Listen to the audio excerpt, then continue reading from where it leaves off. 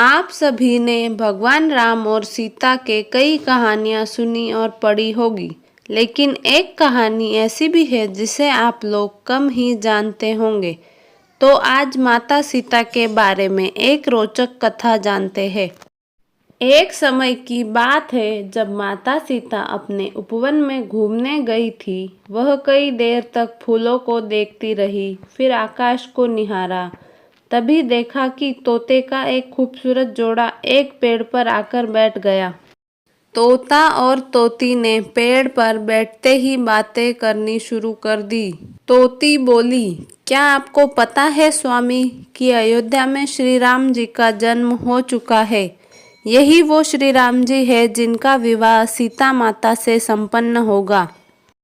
तोते ने उत्तर दिया, हाँ पता है कि रामचंद्र जी का विवाह सीता माता से होगा।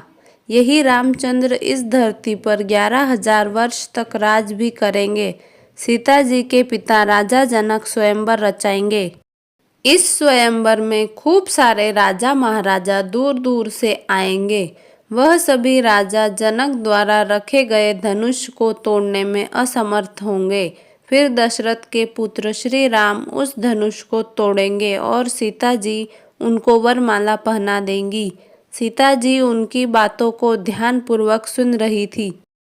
सीता जी को बहुत उत्सुकता हुई अपने भविष्य को जानने की। वह उन दोनों के पास गई। जब उन दोनों ने सीता माता को आते हुए देखा तो वह दोनों डर गए।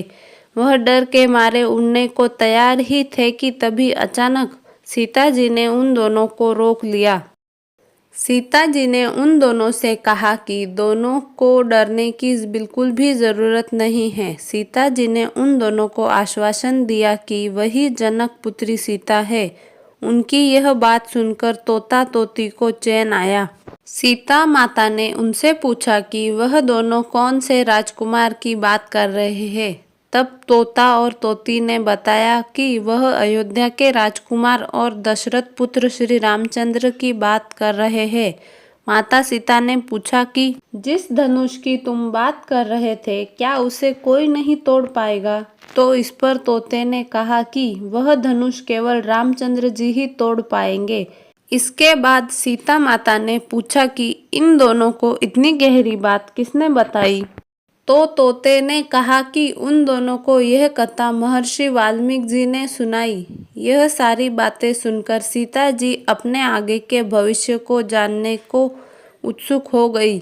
सीता जी ने उन दोनों से कहा कि वह दोनों उनके महल में ही रहकर उनके भविष्य के बारे में बताए। तो इस बात पर तोते ने कहा कि क्योंकि उसकी पत्नी गर्भवती है, इसीलिए वह अभी तो महल में नहीं चल सकते, लेकिन बच्चे के जन्म के पश्चात वह दोनों सीता जी के महल जरूर आएंगे। लेकिन माता सीता उनकी बात को मानी नहीं और वह उन दोनों को महल में रुकने के लिए बाध्य करने लगी। जब वह दोनों सीता जी की बात नहीं मानते हैं तो सीता माता ने उस तोती को कसकर पकड़ लिया। तोती ने कहा कि कृपा करके सीता जी उसे छोड़ दे। तोते ने भी बहुत गुहार लगाई पर सीता जी नहीं मानी। वह तोती को अपने राजमहल में ले जाने के लिए चली गई।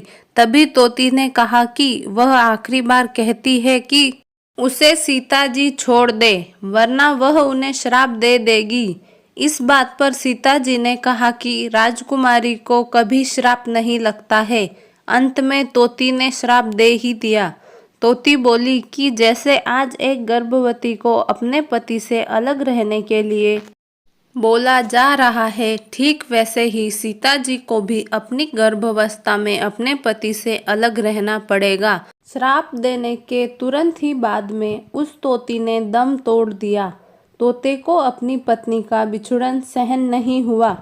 तोते ने भी सीता जी को श्राप दे दिया कि आने वाले समय में वह तोता ही एक इंसान के रूप में जन्म लेगा और वही श्री राम को सीता जी को महल से निष्कासित करने के लिए बाध्य करेगा।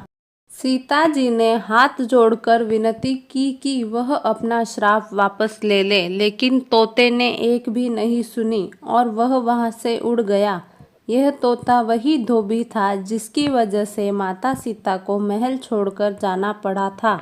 आपको हमारा वीडियो अच्छा लगा हो तो लाइक, शेयर और सब्सक्राइब ज़रूर करें।